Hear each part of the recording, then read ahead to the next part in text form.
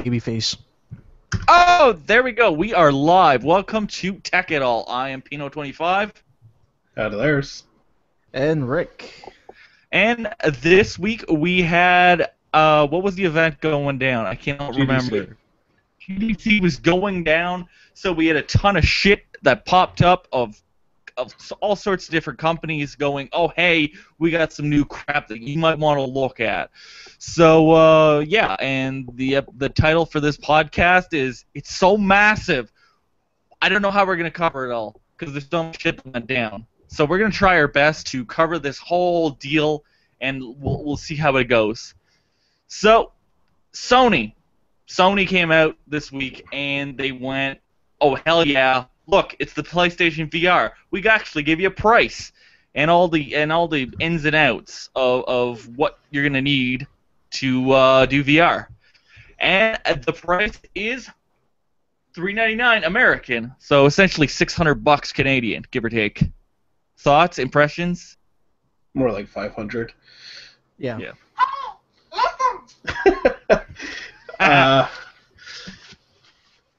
That's very competitively priced if you're looking to compare it against Rift and HTV or Vive. Yeah. I believe it comes with its own little add-on that you attach to the PlayStation. Yeah, you get a box that converts, that does all the processing for the device that it plugs into. My couple points on this that I'm like is that, number one, it doesn't come with the camera. You need the camera to actually use the device, so it's not bundled. So you have to pay an extra $70 on top of the $400 device to actually use the device. So that's kind of weird, because people are either not going to buy the camera, forget to buy it, and then Christmas morning or whatever rolls around and people are disappointed. I think it's an option for the fact that the camera's been around a long time, so a lot of people already have it, especially if they got the Move controllers. Yeah. It's just to give them the option that they don't have to buy it twice, from what I can understand. That's understandable, but it's just if someone just goes in with the idea of, oh, I'm buying the VR and doesn't know I need the camera. And comes I'm sure on the box it'll say it needs the camera, though. You need, yeah. Or at least if they want to play it safe, they'll have to make it big and bold and let all the stores know. Yeah, that's just it. But like, I wouldn't be surprised if people would be not impressed that they forgot to buy the camera. And also, the camera is not super readily available compared to most other peripherals for the system. Like, yeah, I guess it depends on your location. It's not much around, but I mean, it can't be as bad as Nintendo selling the new DS with no power cable. Yeah, that's pretty stupid. It's like, and the whole thing is you can't even put batteries in it. You need the charger. But yeah, and I could also see that there'd be a shortage of these cameras when the time rolls around, and it's like, oh, I bought this peripheral, but I can't use it because I don't have the camera. Yeah. So, I'm pretty sure there's plenty of them online though by now. Yeah. They also, I'm a little bit behind, just as a footnote, because I've been really sick. But I've also read a bit about the PS4K, or that's what it's unofficially being called. We're gonna talk about that a bit later also. But it all ties in together, so it's an upscaled version of the PS4, but it's also internally designed to handle the it's the gonna VR. but yeah, like, the whole thing with the $400 is, am I going to, number one, use it every day? Like, for $400, depends on the game. Like, I know, and like, everything is still very fresh out of the gates right now. I would give everybody the same advice: let it sit at least a couple of months so everything starts rolling out, and then you'll start getting a lot more balanced idea of how it's going to flow. Yeah, because more balanced reviews on that when everybody has time to actually handle them and check them out. Because that's the whole thing. Because we look at this, it's the same thing as the PlayStation 3D TV that they brought out a couple years ago. That was about same price, and it was all right, but it just didn't manifest into something amazing. Like Didn't have don't the get me wrong. infrastructure. Yeah, that's just it. So it all depends on how the devs are going to make games for it, if they're going to be amazing titles or if they're just going to go, oh, hey, it's VR, it's the new hot thing. So that's one of the other things. And also, when they initially talked about the system, the VR being like $1,200, $1,500, then you thought, oh, hey, this is going to be amazing tech. But is this lower price gonna affect performance? You know what I mean? That's the other thing that I'm kind of. Yeah, I'm pretty sure Sony's worked really hard on trying to keep it up to date with everything. So Yeah. it's just a matter of That's wait and just it. see. I know, but the whole thing is I've been burned by the peripheral so many times. Yeah. Because I looked at. Exactly. It's just it because like you have that PlayStation TV or whatever. That's I have the PlayStation TV. I have 2 Move bundles. I have the Move light gun thing with the Killzone one. I have like the Move steering wheel thing and all this other Move stuff. Plus I have the PlayStation, the Vita TV thing, and so many things that I bought over the years that I just don't use. So I don't know. I'm excited about it on the one hand, but I don't know. I don't want to get burned again. Once bitten, twice shy. Yeah, many times. Well, and same as on you look at the PS2, it had the PlayStation Eye, and that thing was all right, but it wasn't anything spectacular. Yeah, So, no, it was definitely a first gen for what they were trying to do. So. Yeah. So, but we'll see. I'm still excited to see how the tech will work and see how the experience is going to be. But I don't know if I'd use it every day. And all 400, with the Move controllers and the camera, you're looking at about $600 with tax and everything else. Yeah. So, if you're counting in terms of VR for a total package, counting the VR, the controllers, and whatever. Oh, I know, it's a lot cheaper. Whatever's needed to run it, the PlayStation 1's going to be the cheapest of the 3 by far. Yes. But if you've already got a high-end computer and you were already looking at one of the other ones, you might want to stick to those, at least from the initial, from what we see. But again, I'm gonna be intrigued to see how the community, like the PC modding community, can take this thing and run with it, because I'm pretty sure someone will take it and reverse engineer it so they can use it on the PC. Oh, because well, it depends on what the connections are, like the physical connection. PlayStation's probably going to make it peripheral, but I mean, if somebody is interested in hacking their way through an VR, there's an actual kit specifically for that. I forget what it's called though, OSVR or something like that. Yeah, but yeah, like in the PS4, it's a PC, so. Yeah. Surprise, surprise, that people are gonna fuck with it. Yeah. So it's gonna be interesting to see. But one thing that I do really like that Sony is doing is that they are giving themselves the ability to ban games that are not gonna run at 60 frames per second on this thing. I hope that's the case for the other 2 major ones as well, because VR will not work under a threshold. Yeah. Honestly, I kind of wish they would bump their threshold a little higher even. I would say don't have it any less than 75. 90, I know. 90 plus is ideal, but anything under 75, the eye will perceive the difference, and that's where the dizziness and the headaches come in.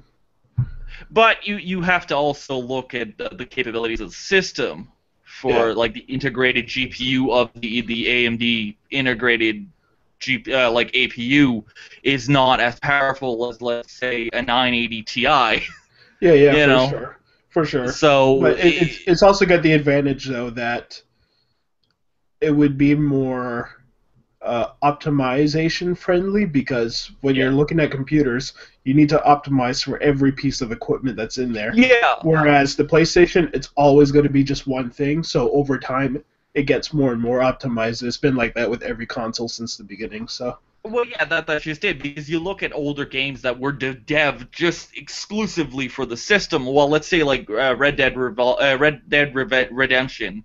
That still looks amazing. That one was hard to say, but it still looks amazing all these yeah, many years later. So, or other games that were devved for the system. So, yeah. It's sort of like comparing a launch title versus end of life cycle title. oh, for sure. Yeah, yeah. Well, like, you look at Uncharted 1 versus 3. Yeah, Massive difference.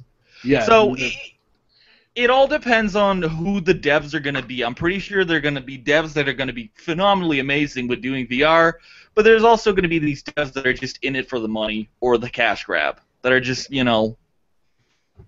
Yeah, so idiots. at least with imposing some restrictions, it'll help limit that. That means if the dev wants something on that particular platform, they'll have to put a Yeah. bit of work into it. Yeah, it's essentially like way back on the like NES or Super NES with Nintendo going, Nintendo seal of approval going, it has to go by us before we can put it on the system. So it's essentially Sony, actually doing good. All right, let's move on to the PS4 and a half. So Sony is supposedly deving a new system that has higher end power, such as CPU and also GPU capabilities, and I'm guessing maybe double the memory to do VR in higher def VR and higher Yeah. like 4K gaming. From what I've been able to piece together, it's basically for the 4K screens specifically. Beyond that, that's the primary motive for all the upgrades in it. But it's also going to have the VR capability baked in rather than an extra box that you got to connect. Yeah, it's So essentially. if you don't have a 4K TV, then you're better off just keeping the PlayStation you already have. And if you want to upgrade later on, then that's your option. But I think it's really cool of them to give the option for the people who want the 4K stuff. Well, it reminds me back, like way back when the Sega had their Sega CD and like the Sega CD add-on, and then they brought out the Sega CDX that had the Genesis with the CD add-on built into one piece, so you didn't have to buy the two pieces. You could just have the one tiny little system, and you were good to go. So essentially, that's what they're going with, and I'm pretty sure they're probably going back to AMD and getting them to probably put like a Fury Nano in there, a tiny little card slapped into the PS4 and a half, Or so some we can do. equivalent. Yeah. But even then, it's a little bit like a jump that was made early last generation, where the Gen 1 Xboxes primarily only output 720. When the Elites came out, those were capable of 1080. Oh yeah. They had upgraded architecture inside of it. Yep. So And probably also, not as big as a jump as what the PlayStation is going to do. But, yeah, because they had yeah. they changed the chip because for less red rings to happen. Yeah. Yeah, that Only took them like what 3 years to get that out. yeah, no big deal, Yeah. Only I've been through 300 3 million. Xboxes. Yeah, only a Uh, shitload of dead consoles, no big deal. But even if it wasn't for the VR part, I still think it's a good move, because now we're starting to see a decent amount of sub $1,000 4K screens, at least for monitors, and people are starting to adopt them more and more now. So it's an important driver to actually have something that can play 4K media on those screens. Yeah. It's why those gaps always go like the TV will release first, but there's no content to really watch it on, so everything's just upscaled, and then over Well, yeah, time because everything catches up, and then the next jump. because yeah, we've seen mass market TVs like 4K TVs come into the market, and I've seen like there's tons of TVs that you can buy for like $9,000, not even cheaper if they're on sale, and like really good brands also, and you know, and the 4K Blu-rays have just started releasing a couple weeks ago, and same as the players. So, people are going to want to take advantage of these movies to be able to, watch them on the systems. And then also, they also want to play games, and that's another thing that we're moving towards from 720p to, 1080 and then 4K. And that's just the evolutionary step, the next step. I also see people doing the same thing with the PS4K, where they want a 4K DVD player, but they also want a console, so they'll just get that instead. Because that's what everybody did with the PS3. Yeah, pretty much. So, And yeah. like at the moment, I don't have a PS4, so I'm probably just going to wait now that I know, and then just get the 4K when that comes out. And and as for me, I'm on the other spectrum where I've already got a PS4, but I don't have any 4K monitor, so I'm okay keeping what I have because, like, I'm not particularly picky on resolution. Like 1080 works for me, but I'm glad the option is there for people that want it. Yeah, and like don't get me wrong, I do not own a 4K display at the moment, but over time. I'm pretty sure that because we're looking to replace the TV down in the living room because we've had it for 6 years, so we're in the process of planning an upgrade.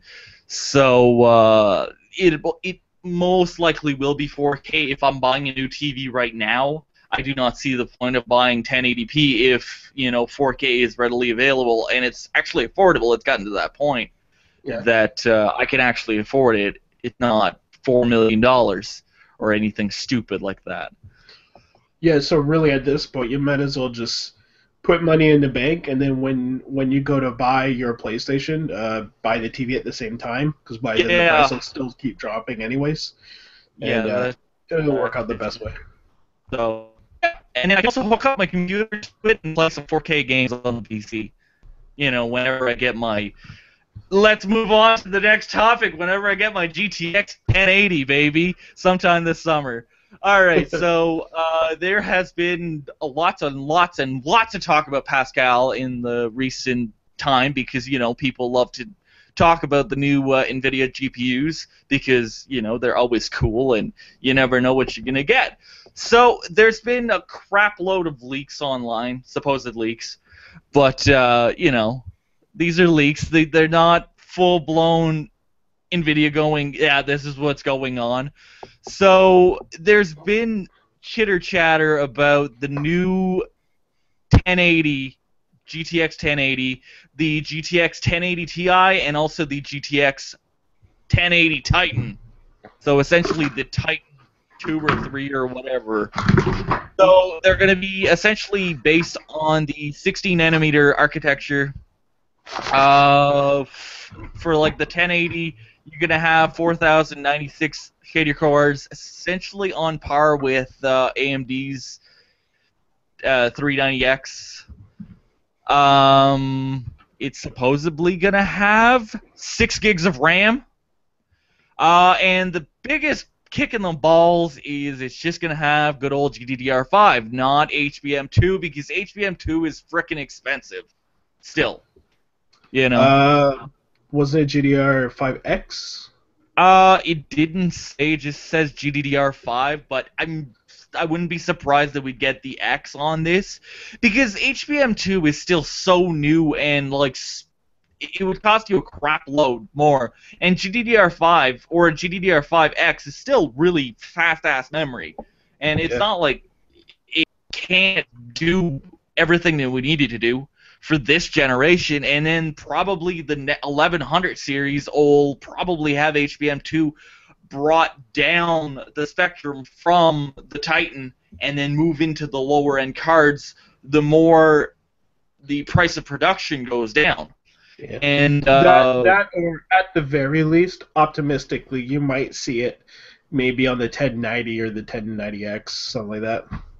Yeah, like a special card. And the other thing that I really like is the TDP on the 1080. It's only supposed to be 170 compared to 250. 175 compared to 250. So you will only need one 8-pin PCI Express, like a PCI power on the card. So Which is crap really load less. yes, that's really impressive actually, because it means that card can be put in a smaller case with smaller wattage power supplies. Yeah, Uh, you'd be able to get away with like maybe a 400-watt power supply. You know? yeah, but usually having a little extra helps anyways, just in case. But Yeah. yeah, But it's going to be interesting to find out when the confirmed specs come out. I'm yeah. anxious to see if that's accurate or not. But like the whole HBM2 thing, it's completely makes sense. Well, let's go down the list of. They also listed the the TI, which is a bit beefier as per usual.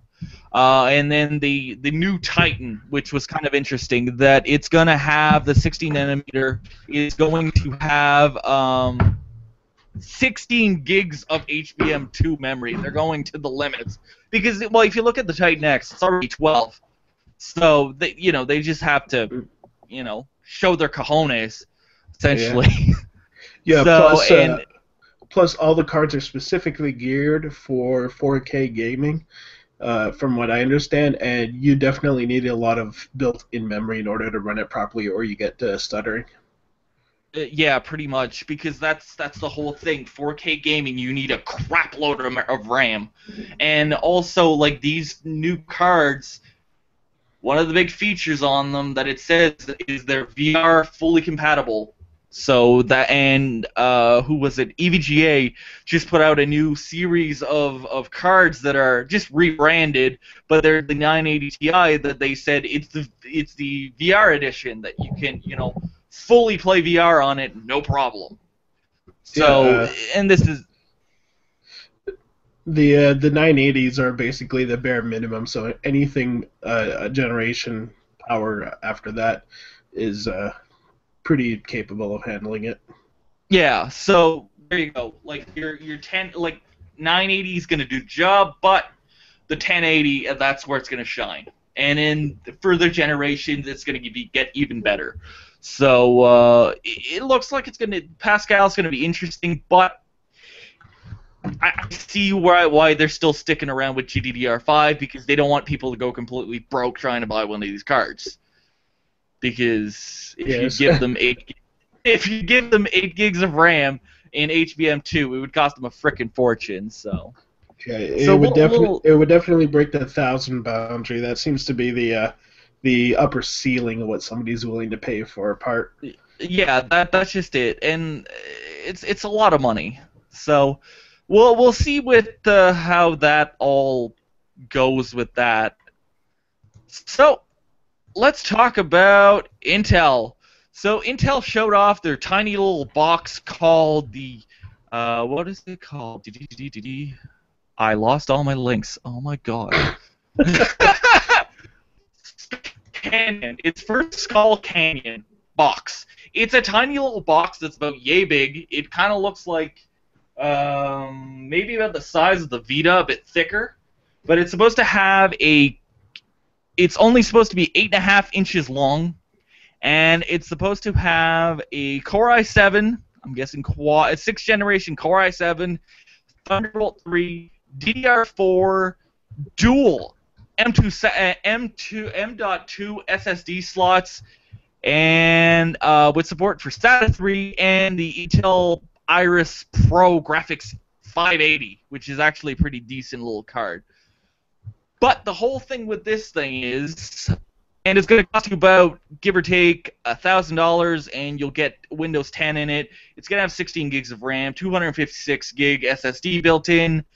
And then you will have the nice thing is you will have the ability to get the box, like a external graphics card that you can plug via the Thunderbolt adapter, and then plug it into a VR setup, and you'll be able to rock the bananas. That was a lot of talking. Rock the bananas? Just rock them bananas. Yeah. But if you get the whole kit with the VR and everything else, it's going to cost you about, give or take, 18... Well, no.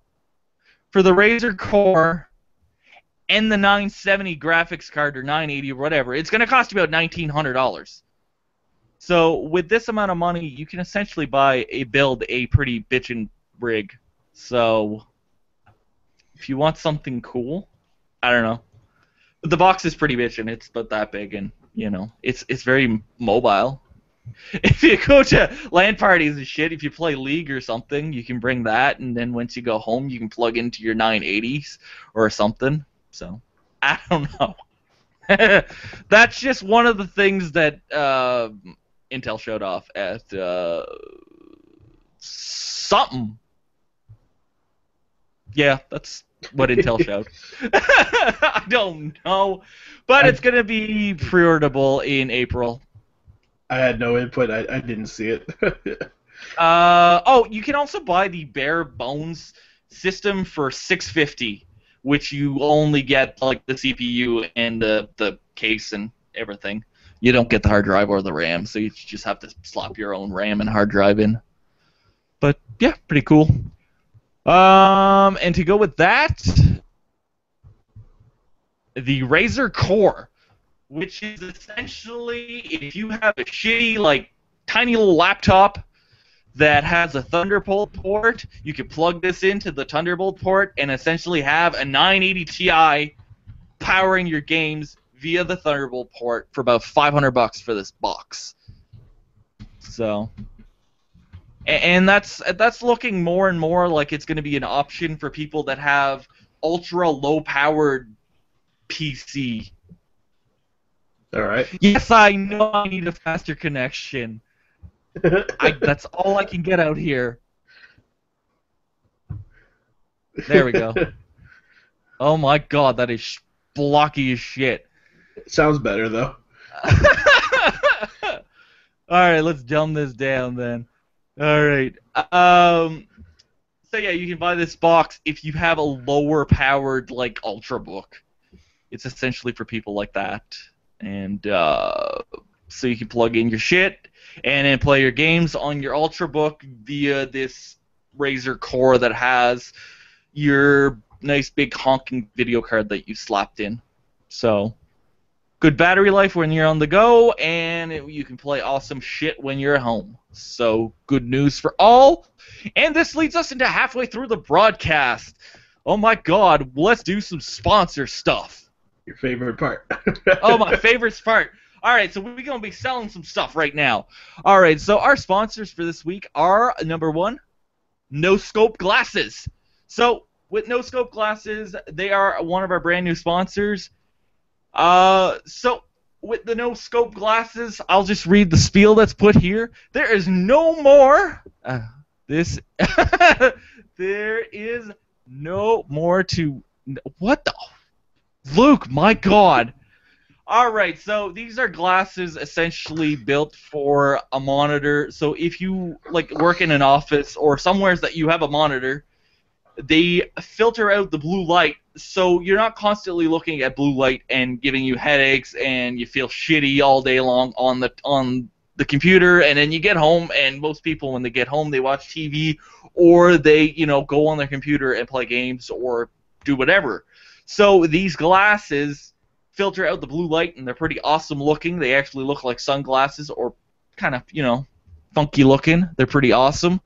And right now, if you go to the link, you can check them out, the description. What? He didn't give me a freaking thing. Oh! So we will put a link in the description down below, so you could go to the site and get stuff. He didn't say how much money you get off of the glasses. But they are our sponsor. They're actually really affordable. If you go to the site, Their own, like, you can get a pair of glasses for like $25, Yeah, which is a really good. Yeah, they're not expensive for, especially compared to some of the other pro gamer ones I've seen. They were like $200 to $300. Yeah, like I see a pair here, the Gollum gaming glasses. They're only $22. They're on sale at the moment. So, and you can get extended warranty for like $7. And this one has 14, and they're actually really cheap. And I saw, yeah, 60, $70 if you want nicer ones. And you can get all sorts of different colors. So go check it out. We will put the link in the description down below, so you can go check that out if you want some awesome gaming glasses. And if you have headaches and crap, it'll Does it say relieve what code they ice. have to use? No, they just have to click on the URL, and it will our names in the URL, so you will be able to get something. I don't know. Next up is HostGator. If you need some freaking hosting and you want to get an awesome website, we can get you 25 freaking% off. Like, that's a quarter of the damn price. That is ridiculous. So yeah, if you need to buy a website, this is the way to go. And HostGator is awesome because they give you award-winning support available 24/7, 365 days a year. That's crazy. By phone, email, and live chat. And there has been over 9 million websites created and hosted by HostGator. So, use the freaking coupon code GameItAll when you finalize your purchase, and you can get 25% off your first hosting plan, which is crazy. So there's our marketing right there, which is crazy. You need a bargain. All right, so but yeah, awesome hosting. Oh, and they also have freaking VPN. That is bitchin'. That's Oh, nice. VPS, not VPN. VPS. Oh, okay. They are, because HostGator is the leader in shared reseller VPS and dedicated hosting solution. So get your hosting package. And if you want some glasses, go see No Scope, because they got your glasses covered, because your eyes be burning. All right, let's continue with my shit show. I'm out of breath. Oh my god. So MSI is an interesting company. They make some interesting graphics cards and motherboards, and really well-known company. People bought their shit over the years. Way back, they were kind of it's an MSI, but now they've gotten better. So they're launching a new PC called the Vortex that kind of looks like a Mac Pro. So it's circular, and I don't know, if you want the base model, it's going to cost you $2,200, and it has a 4 gigahertz Core i7 and dual GTX 960s, 16 gigs of RAM, and two 128 gig SSDs, 1 terabyte hard drive, and killer-made network cards. Oh yeah. And then if you want to go really crazy, give them $4,000, and they will give you a non-compromised dual GTX 980, 32 gigs of RAM, and all the bells and whistles, so you can do 4K correctly. So That's not bad. Yeah, but it's $4,000. Yeah. That's a shitload of money, but you get a crap load of power. Yep. And those dual SSDs seem pretty sweet.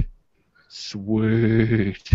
But no, it looks like a pretty interesting little design. It's kind of like a trash can that you'd have on your desk, but it's better than a Mac Pro. A Mac Pro, you can actually use VR compared to a Mac Pro.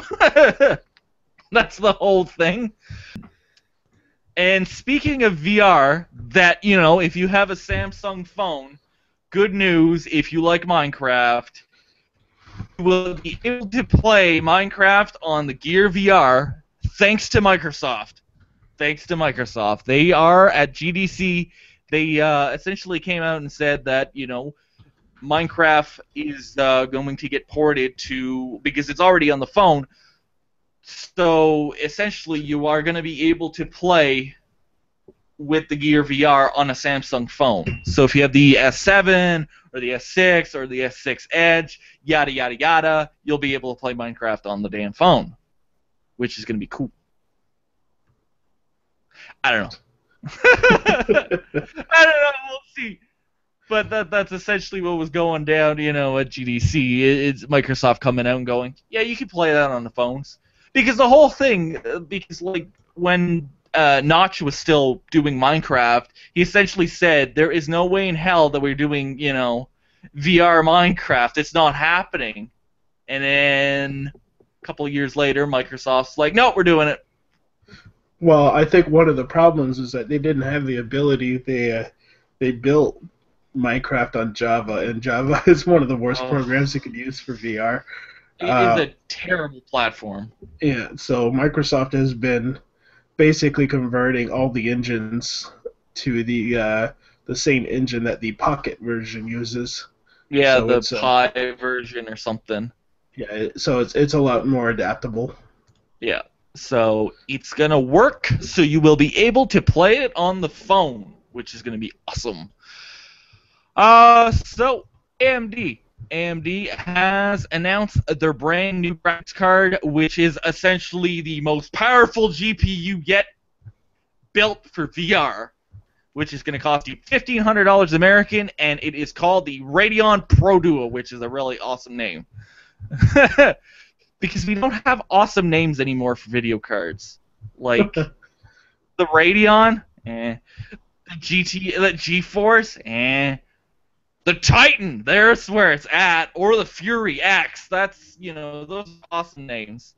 So, they just announced the Pro Duo, which reminds me of Core 2 Duo from Intel way back. It's going to cost you $1,500. It's essentially two Fury X's slapped together in one big package, and it's completely water cooled, and it has 8 gigs of HBM1 memory in the sucker. So, if you really want to go all out and you want to play some VR stuff, and you have your HTC Vive already pre-ordered and ready to go, and you need a card, this is it. Or you can wait and, get the Titan 1080 Titan or whatever. You have 2 choices. But, I don't know. It seems like an interesting card, but $1,500 is a crap load of money. I can build a nice PC for that much. Yeah. And, have a 980 Ti in it. Yeah, you don't need that much power for most stuff. Yeah. It seems like more if you're the type that really wants, like, you're building something brand new and you want to, like, future-proof it for a few years. Yeah, obviously you spend extra, but most things out right now won't take full advantage of that. Yeah, it's essentially for people that are like, oh, hey, look at my rig. Essentially, that, they have the triple Titan X's or some stupid thing. They're like, oh, hey, look at me. I spent, $5,000. No big deal. No big deal. I went broke, and, no big deal. It's cool. Next up. So, Western Digital, they are releasing a hard drive for the Raspberry Pi. And they're calling it the Pi Drive, and the awesome thing about this is it has 314 gigs of storage, which is cool. That you can't get any more awesome than 314 for a Pi Drive. So, and the funny thing is, it costs more than the Raspberry Pi itself. So, just the way she goes. But if you have a Raspberry Pi and you're looking for a hard drive for it that's decently big, you can get one of these things, and you don't want to have to use SD cards in the system. You can get one of these for $45. And for the limited time right now, they cut the price down to $31.44. So they're really going with the Pi theme. Because, well, was it last week that it was Pi Day? I think it was last week. Yeah. So it was all about that. The rounded up Pi Day. Yeah. Well, last year was real Pi Day. Yeah. This year, not so much. We're just rounding up by 1.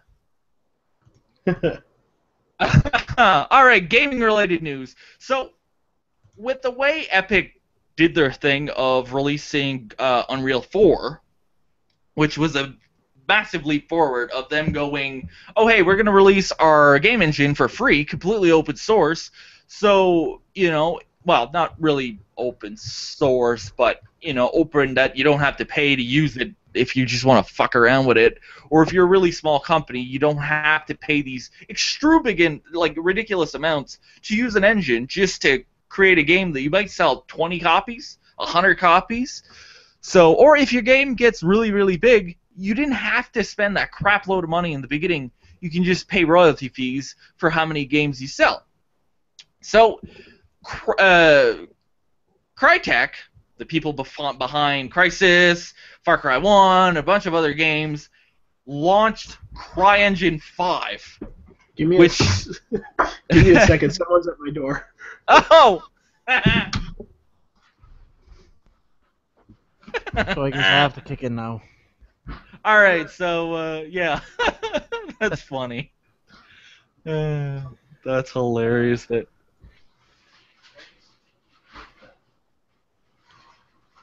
I kind of want to listen in.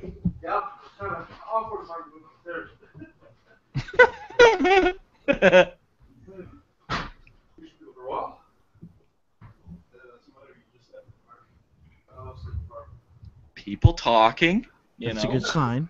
No one died yet. No gunshots. It's all good. Yep.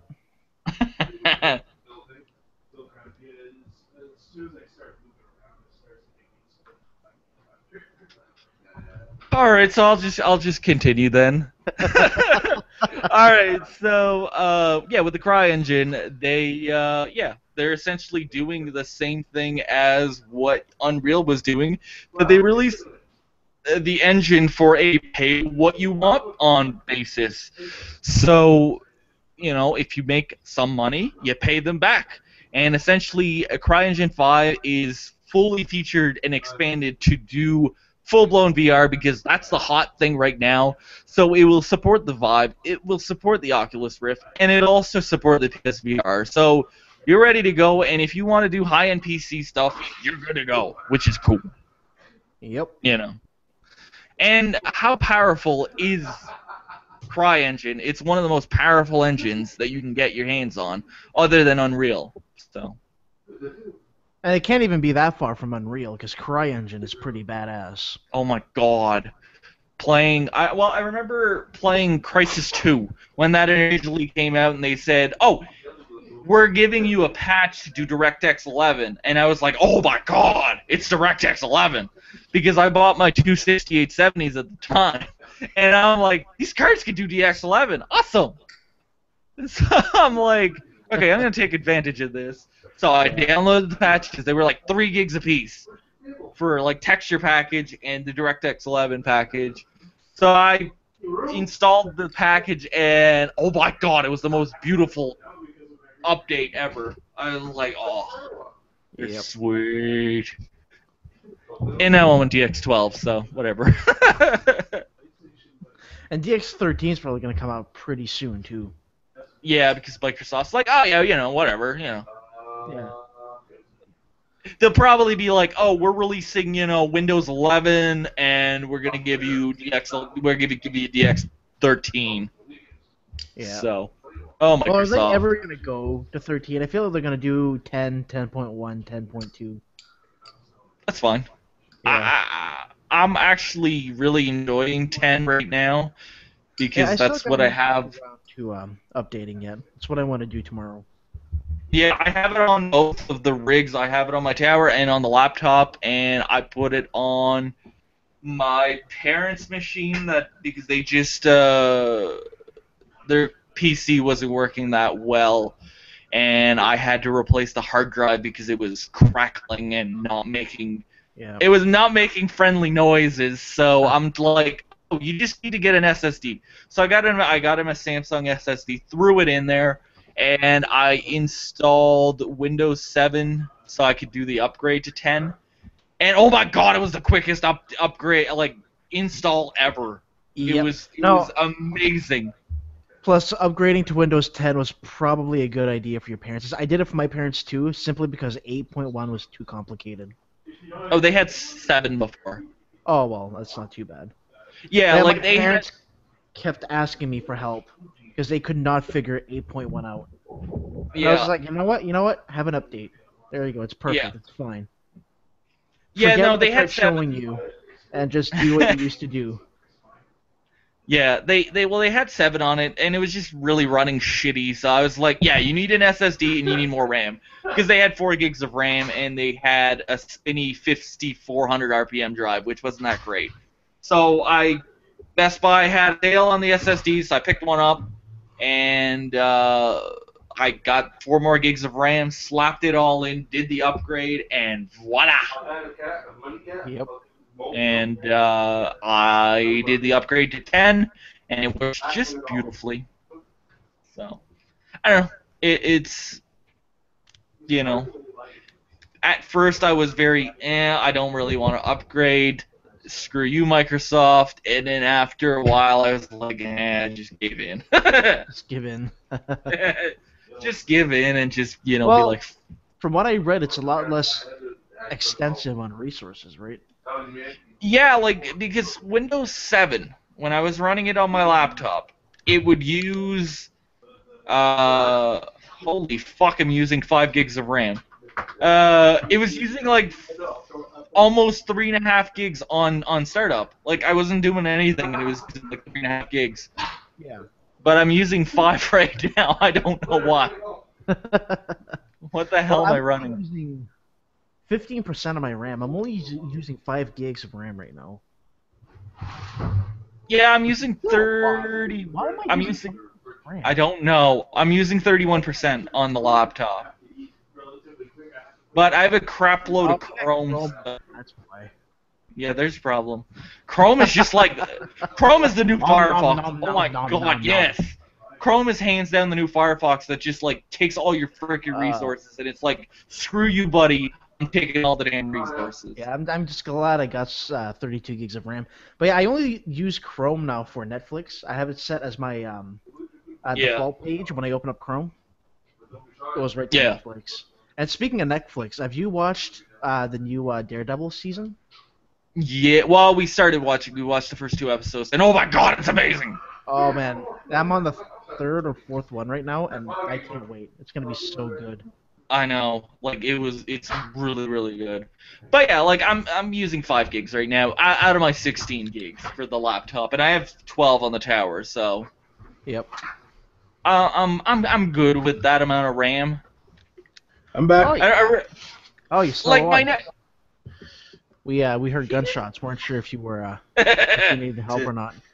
Yeah, no, somebody was bringing me some food. Because we all know you live in a bad neighborhood. Yeah.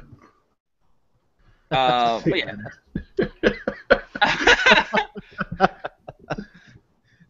It's a but no, it's only bad because it sucks.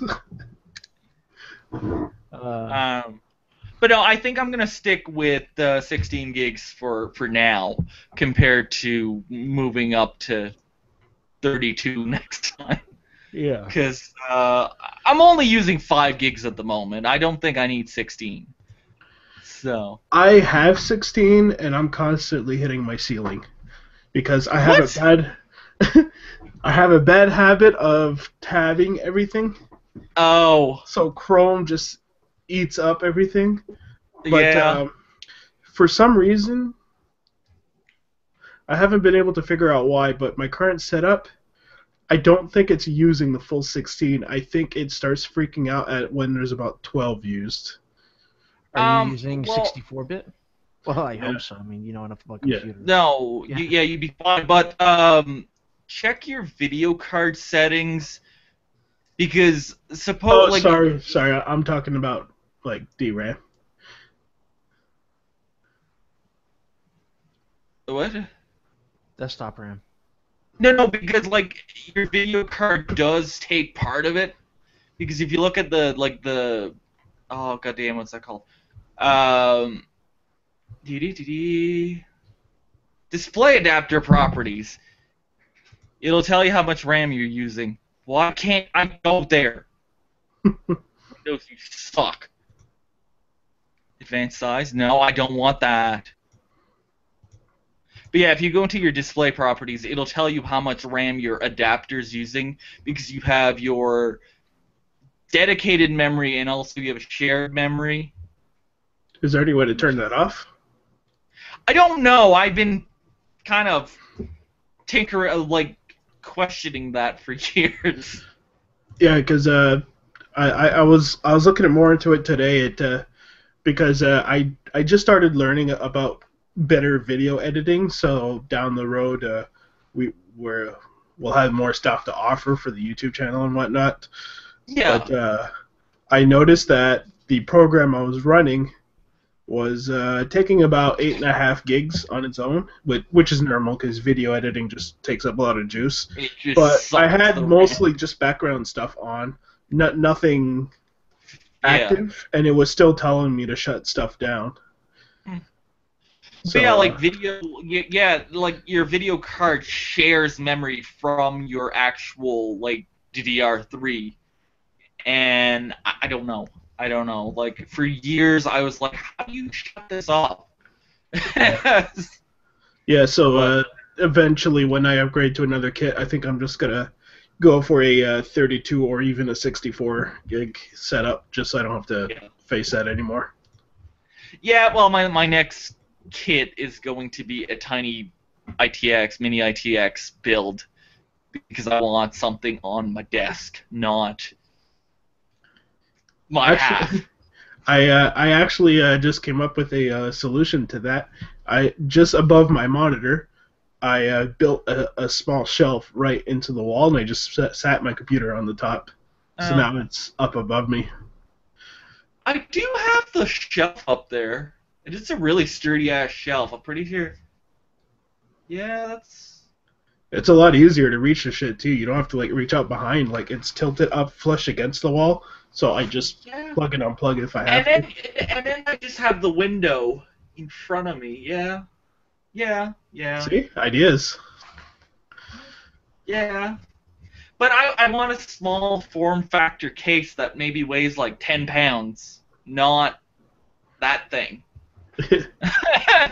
Because like I'm so sick and tired of big towers. I just want something tiny that if I need to bring it downstairs, I can just pick it up and bring it down. I don't have to.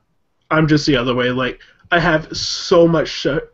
Like all my USB ports are plugged right now. Like it's packed.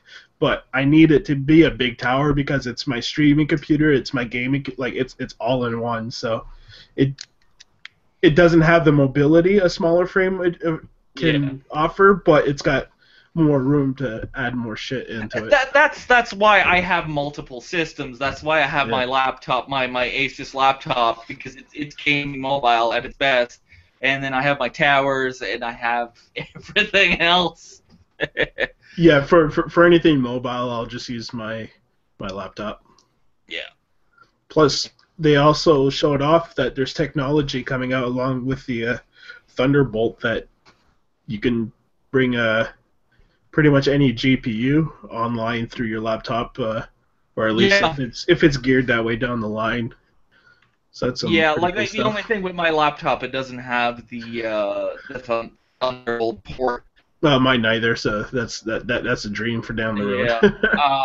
But like my 660M is just getting a bit old compared to new stuff. But that's the problem with like gaming laptops, that the mobile GPU is just not as good as its desktop counterpart. Yeah. So, all right, let me continue with CryEngine. So yeah, it's gonna be completely free. So, well, pay what you want. Pay what you want. So, good on Crytek. They're really stepping it up. Well, they're essentially playing catch up with Unreal. with Epic. Unreal is free up until a certain point, and then you pay, I think it's like a 3%. I think I think it was like 5% or something. It was something small. Yeah, it's relatively small compared to what you would normally pay for it. But even then, if you're developing with an engine that high end, you're probably already an ongoing developer, anyways. Yeah. Well, yeah, and you never know. People, like really indie people, went, oh, hey, it's completely free. Let's try it out for our next game. And I think if you make more than 30K, you need to start paying. I think yeah. So even if it's so small, so yeah, it's. I think I like the pay what you want thing first. Yeah. Obviously, a lot of people aren't going to pay that much, but.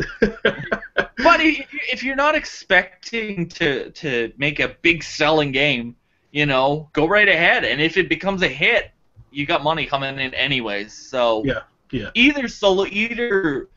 Either engine is a good choice because they're on the world stage. You can't get any better than the Unreal or the Cry engine. So Unity's starting to catch up though, slowly. Yes, surely. Don't get me wrong. Yeah, Unity is a very beautiful engine. It's got tons of support, tons of power, and tons of people use it. So, you got lots of options now, and it's not shitty engines. You actually got top name stuff coming out, and it's like, oh hey, come use our stuff. Be awesome. And yeah. And I'm just intrigued to see what their people are going to start building with the engines when, in the next little while.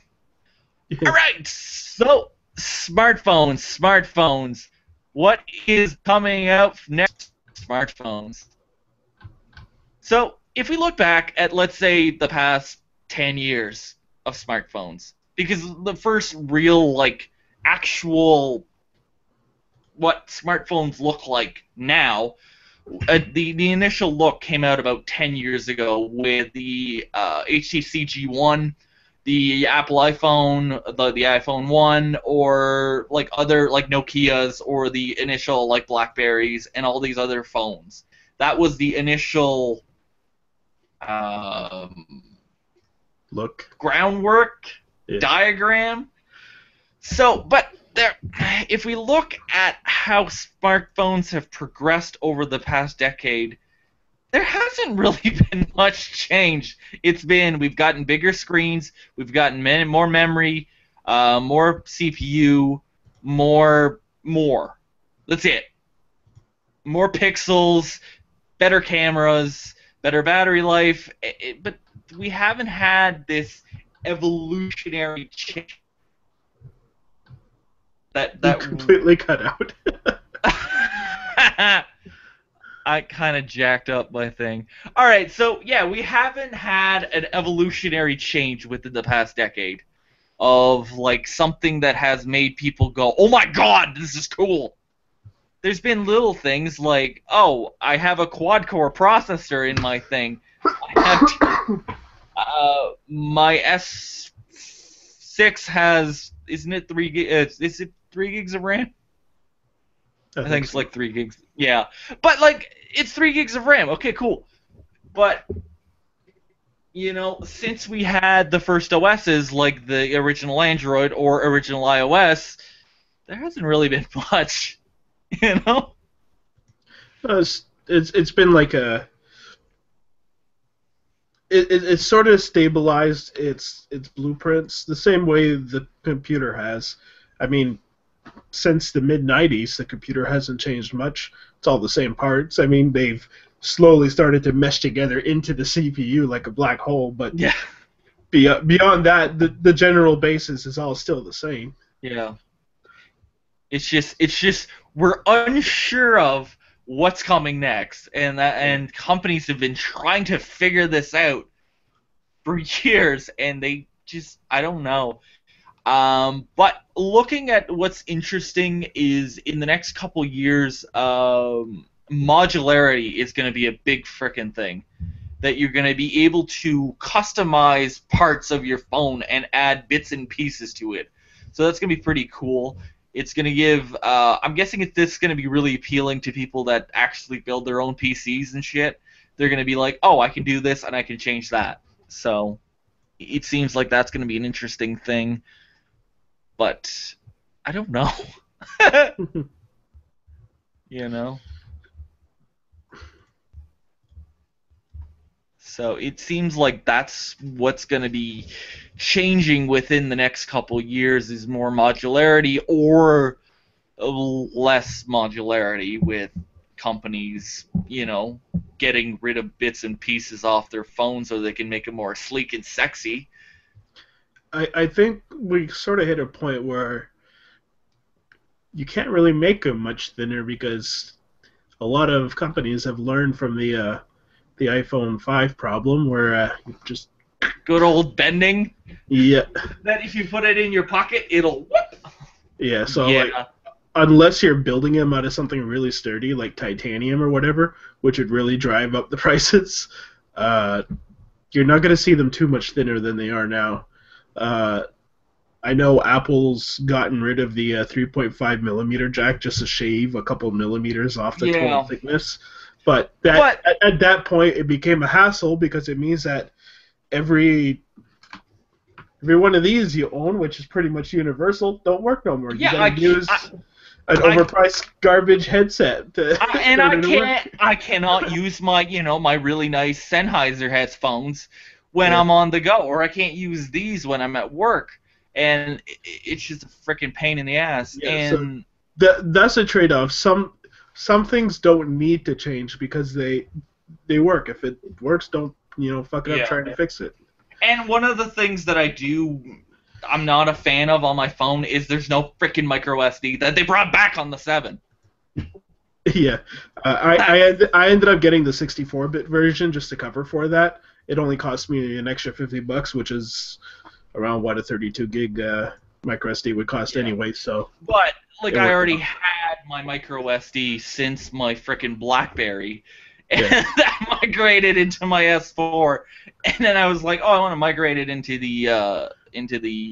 this one, but I got a really good deal on this one, like because it was initially $250 on a 2-year contract, but then they're like, oh hey, you got some Rogers points, so I cashed those in. So I got like $50 for Rogers points. And then they're like, oh, we'll give you a rebate of $150 on the phone. So I ended up only paying $87 for my phone, which was an awesome deal. Because where else was I getting an S6 for $87? Yeah, and even then, like micro SD is pretty much universal now for a lot of devices. So I'm pretty sure you have something else that it would work in. For me, I slipped it into an adapter and put that in my camera. So yeah, it's I was still able to use it. Where do I put that? I put it somewhere. It's plugged into something. I don't know where I put it, but I put it somewhere. So yeah, that's the way she goes. But I'm intrigued to see what who's gonna figure out something within the next little while. But the phones have gotten to the point that they are what they are. Yes. So, and we had a crap load of stuff this week. Yeah. But I'm intrigued to see what's gonna happen with the PlayStation VR. I was kind of bitching about it, but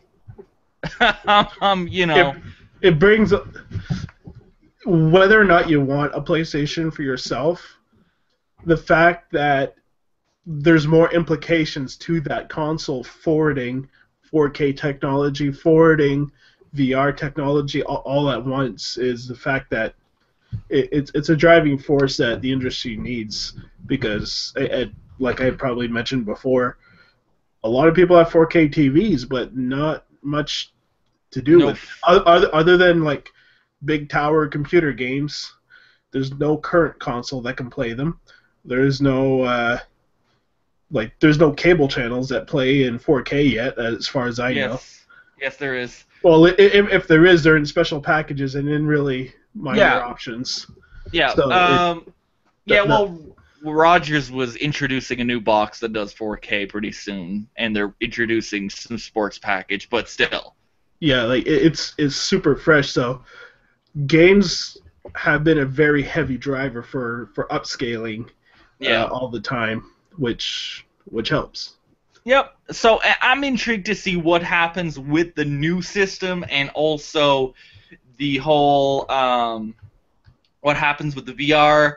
I'm intrigued to see if they're going to be able to have enough PlayStation cameras around the holidays. Yeah. Because I'm intrigued to see, and also to see who buys the frickin' headset without knowing that you need the camera, and they go, oh my god, what the hell?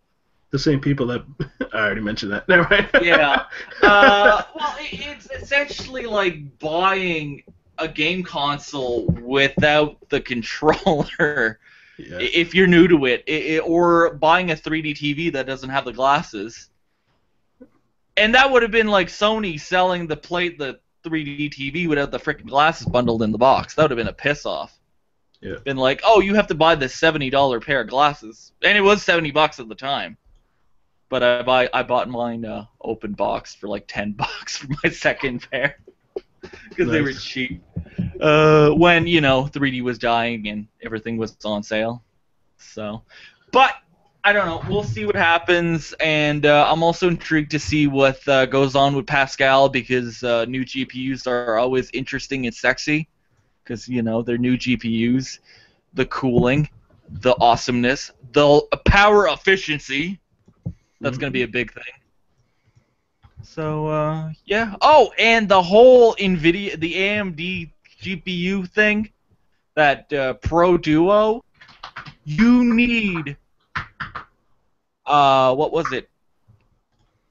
Oh, goddamn. You need three frickin' 8-pin adapters. So you need one hell of a frickin' power supply. Yeah. So that's all I gotta say. That's another reason I had mentioned a long way back. I don't think it was on camera or anything, but I personally prefer modular power adapters just for those cases, because sometimes you never know if you need that extra port or not, and if your box only has so many cables and that's it, and there's no options to swap in or out, then you're kind of screwed. You got to buy a new box. Yeah, and that was the nice thing about like my parents' box. I slapped in an OCZ freaking modular power supply, which was ridiculous. I got a really good price on it, and it was a 600 watt, basic little PSU, but it's modular, so you could plug all sorts of crap in there. So if you got, some more hard drives, you're good to go. Or if you got a video card, plug her in, good to go. So, yeah. Pretty cool. Pretty cool. All right, so I guess that's our time. I'm probably going to get bitched at. Is he bitching at me? Probably. No, not yet. All right, so for TechItAll, check out the damn sponsors. Oh, I need to put that in the damn description. God damn it. Where's my thing? God damn it, Bobby. Can I fix it in post? Edit. Yeah. Oh my god. Well, after it uploads, you can edit everything about the video, including the. Oh. All right, so Luke can do that. Luke can do that. I'll just be like, hey, go edit the damn YouTube video. I didn't have the links to put in down below. All right, so yeah, for TechItAll, I am Pino25. Hilarious. And the guy who said a whole 10 words this entire time. Well, you were very concerned that Adelaris didn't get shot and all was good. Oh yeah, I'm really glad you're still alive, man. All right, so yeah, for the website for GameItAll, if you want reviews, news, yada yada yada, interviews with like the film interviews or more podcasts or talking shit or GameItAll live or all this other crap. You can go check us out on the website, on the Facebooks, on the Twitter, on the MySpace, the all the other places, the Tumblrs, and the YouTubes. So for TechItAll Live, I am Pino25.